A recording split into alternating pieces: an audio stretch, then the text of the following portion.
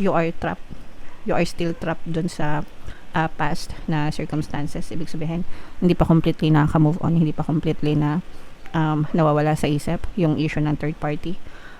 But nandun yung pagmamahal. I'm sensing na for some of you, pwedeng magsimula ulit kayo nitong person mo. Pero yun nga, hindi na siya, kapag nagsimula kayo nitong person mo, parang hindi na mababalik sa dati kasi meron ng lamat yung relationship. Pero parang mas matututo kayo na mas mag-mature dun.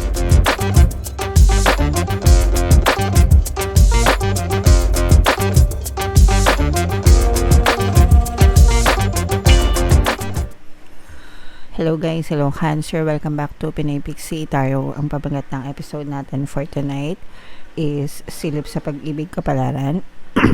Ito yung ating love life reading mga kapixie para ngayong May para sa Cancer, Sun, Moon, Rising, Sun, and Venus.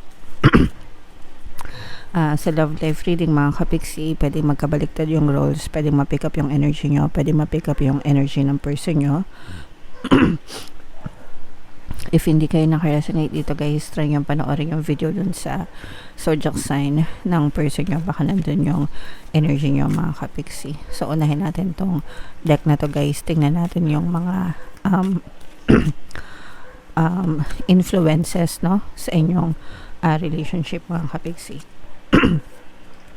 By the way guys, sa mga gusto ng pampaswerte na lucky charms or bracelet, check nyo yung mga products sa description box mga kapixie. Aventurine at saka citrine talaga yung the best for attracting abundance guys. And black onyx naman para sa inyong protection mga kapixie. So eto guys, yung mga pwedeng influence sa relationship nyo. Pwedeng may third party sa relationship nyo guys, no? Pwedeng he, she yung relationship nyo. Pwedeng she, mga kapixie. And eto, this is more on kayo, no? So meron ditong blonde male, merong brunette female mga kapixie. So pwedeng blonde yung buhok guys. Pwedeng may ibang lahi din, no? Mga Caucasian, ganyan, mga blonde talaga. Mga kapixie, meron naman dito na brunette. Pag brunette, ito yung mga kayumangging kaligatan, kagaya natin, kagaya ng lahi natin, mga kapixie. And then, meron din ditong young male na energy. Guys, kung lalaki yung person nyo, pwedeng mas bata siya sa'yo. Or kung lalaki ka naman, pwedeng mas bata ka sa kanya. O kaya naman, hindi sa age, kundi sa maturity. So, pwedeng medyo may pagka-immature or hindi masyadong marunong mag-handle ng relationship mga kapixie. And like I said guys, since meron tayong tatlong energies na na-pick up dito, so pwedeng meron ding third party na nagkakaroon sa inyong relationship mga kapixie. Although hindi naman lahat guys, pero for some, pwedeng nagkakaroon ng third party mga kapixie. Okay? So, comment down below guys if feeling nyo nakaresonate kayo.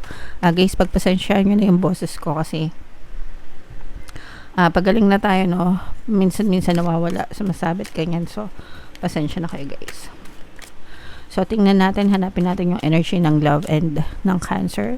Shuffle ko to guys. Habang sinashuffle ko to, panoorin nyo muna yung video natin regarding sa ating paano mag-manifest ng abundance video course. Kapixie, sawa ka na ba sa mga struggles at hirap sa buhay mo? Masipag ka ba at masikap sa buhay ngunit hindi ka pa rin umaasenso? Ilang beses ka na bang nag-attempt mag-negosyo at mag-invest pero palagi ka pa rin nalulugi? Sa pagkakataon na ito ay maaaring may subconscious beliefs ka na nagiging balakid sa iyong pag-unlad at pagyaman. Introducing, paano mag-manifest ng abundance video course. Dito ay matututunan mong ma-overcome ang mga balakid mo para tuluyan ka ng umunlad, umasenso, sumagana, maging matagumpay, successful at maswerte sa iyong kabuhayan, pera, trabaho, negosyo, salapi at kaperahan ng bonggang-bongga. Dali, mag-send na ng email sa pinoypixie@gmail.com at simulan na ang iyong pagyaman ngayon.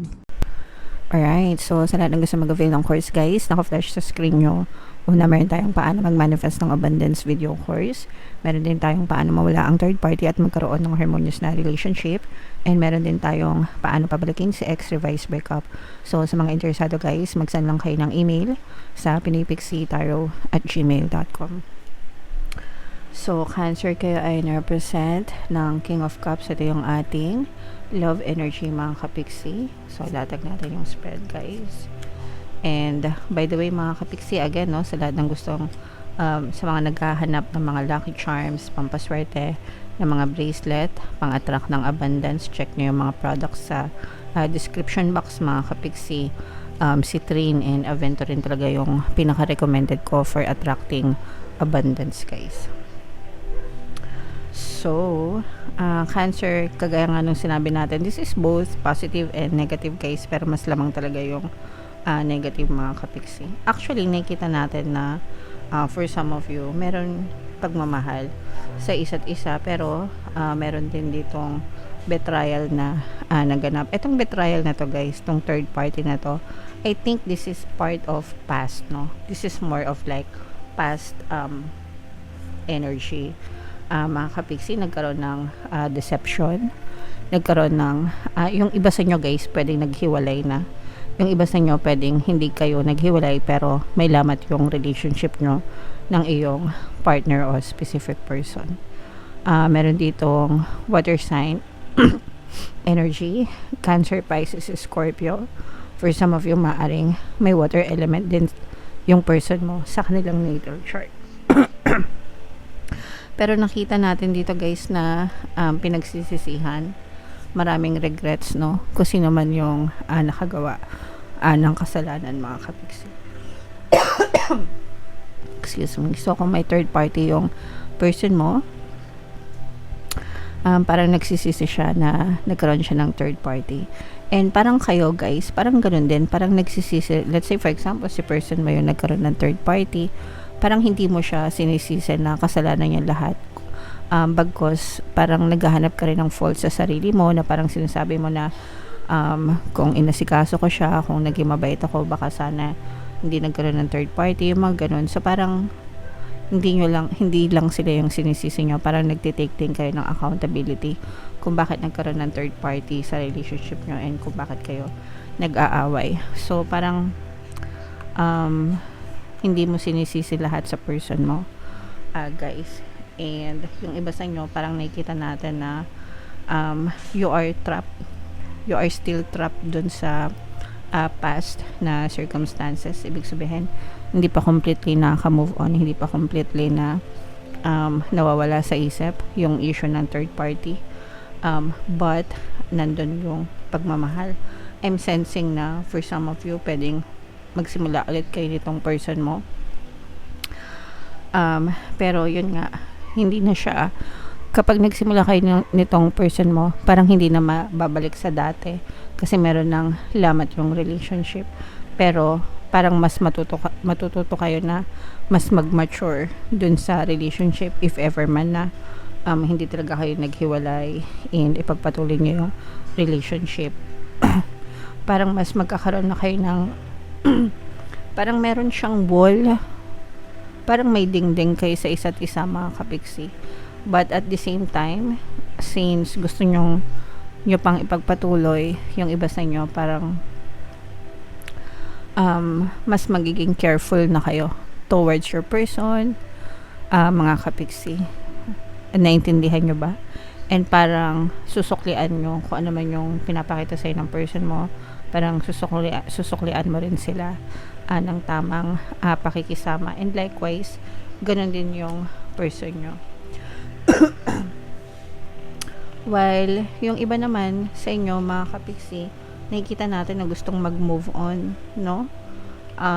Parang nag-iisip na mag-move on na lang mga kapixie dun sa relationship, if in case na ayaw nyong, parang gusto nyo kasi, so meron ditong fire element na Aries, Leo, Sagittarius.